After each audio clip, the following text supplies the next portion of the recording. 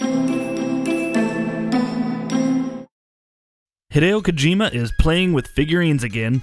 He recently tweeted an image of several figurines and toys lined up on his table with the caption, "Working." If it were anyone else in the entire world doing so, even talking about it would seem like such a waste of time and energy. But this is Hideo Kojima we're talking about, and you never know what any of his actions might mean. After all, the last time we saw him tweet about himself playing with action figures and what have you, it eventually turned out that he was reenacting the trailer that was debuted at the Game Awards last month. It's gonna be fun seeing people critically analyze every pixel of this latest image to figure out what the meaning behind it is, and you can be dead sure that there's meaning behind it. Though it is best not to take it too literally. I'm fairly certain Death Stranding won't have Huey Emmerich in it, or a xenomorph. Death Stranding is due out on the PS4 and PC, but it's currently without a release date. Capcom hasn't remastered a Resident Evil game in a few months, so we have to think that they're about due. It seems like all the pieces are falling into place for an imminent announcement on the Resident Evil 2 remake and its launch date. First, there's ResidentEvil2.com, which we know two things about. We know that the page is owned by Capcom, and that the site is a blank white page with the word OK on it. The word OK possibly references how producer Yoshiaki Hirabayashi revealed the existence of the title. The Japanese Resident Evil Twitter page has a brand new header to leave a space, which is begging to be filled by some title as well. Finally, the most direct pieces of evidence come to us from the Twitter for the development team. That tweet was made in the team's hotel room during their trip to the US for as of yet unknown purposes. The two items of interest in the shot are the dummy finger that drove fans crazy in the Resident Evil 7 demo, and the edge of another object which seemingly lines up with the images of old-fashioned typewriters, the famous save points in classic Resident Evil. Of course, the most telling is that this is all ramping up just a few days out from January 21st, which would mark the 20th anniversary of Resident Evil 2. What better time to announce the date, or, dare we dream, a surprise release? The most anticipated release of this year is inarguably Red Dead Redemption 2, the highly anticipated sequel to Rockstar's 2010 open-world western.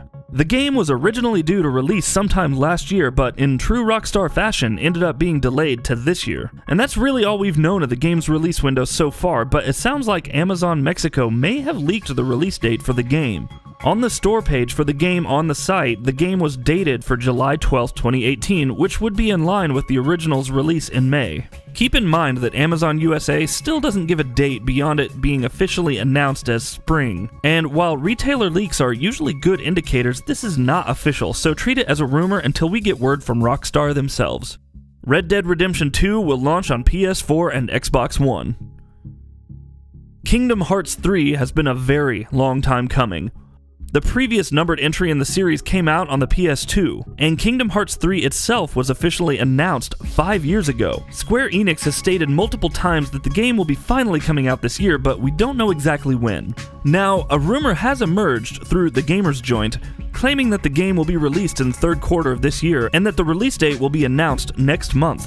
The rumors are anonymously sourced, but allegedly come from the same source that also leaked The World Ends With You on the Nintendo Switch, so take it for what it is. If these rumors are true, then they would align with the way the release of Final Fantasy XV was originally handled, with a then Q3 release date announced in March.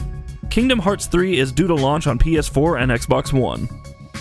This could potentially be huge news for Xbox One and Xbox One X fans. Microsoft appears to be working on a completely new Fable title, and with Playground Games scions of the Forza Horizon series at the helm, or so says a source allegedly close with the studio, tells Eurogamer. Given the lack of confirmation from Microsoft, we'll file this one under Rumour for the time being, but there are a few things here that support the revival.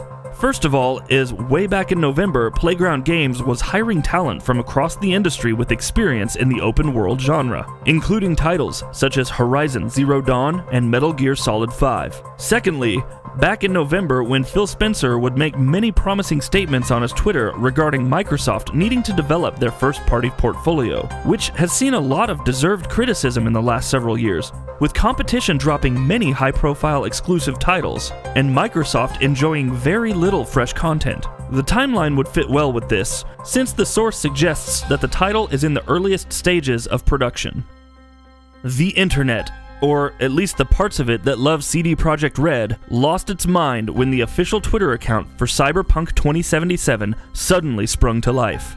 While there was plenty of hypothesizing as to what this could lead to, a reveal trailer at E3 2018 seems to be the answer. According to Polish gaming site GRY Online, which is the largest in the country, Cyberpunk 2077 will have a trailer at E3 2018. Not only that, but there will be a behind-closed-doors demo for members of the press as well.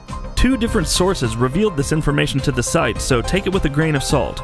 This doesn't sound all that different to when The Witcher 3 Wild Hunt was showcased in a trailer at E3 2013, while a behind-closed-doors demo was showcased to the press. Cyberpunk 2077 is still a ways off from release, but we wouldn't put it past CD Projekt Red to start the hype train now. Do you remember Manhunt? It was gruesome, violent, over-the-top, and hugely controversial. The IP has remained dormant since the release of Manhunt 2 a decade ago on Wii. Yeah, seriously, on Wii. But it seems like Rockstar and Take-Two may be looking into bringing it back in some way. Apparently, Take-Two has renewed the trademark for the IP. This comes after 3 years of inactivity on the brand. Now, in and of itself, this means nothing. Take-Two could just be preemptively guarding its IP, or this could indicate, at best, a re-release via PS2 Classics or something. But it does indicate that the company considers it a live brand, if nothing else. Now again, this might not mean anything, and Rockstar has a lot of other dormant brands that they could stand to get to first anyway.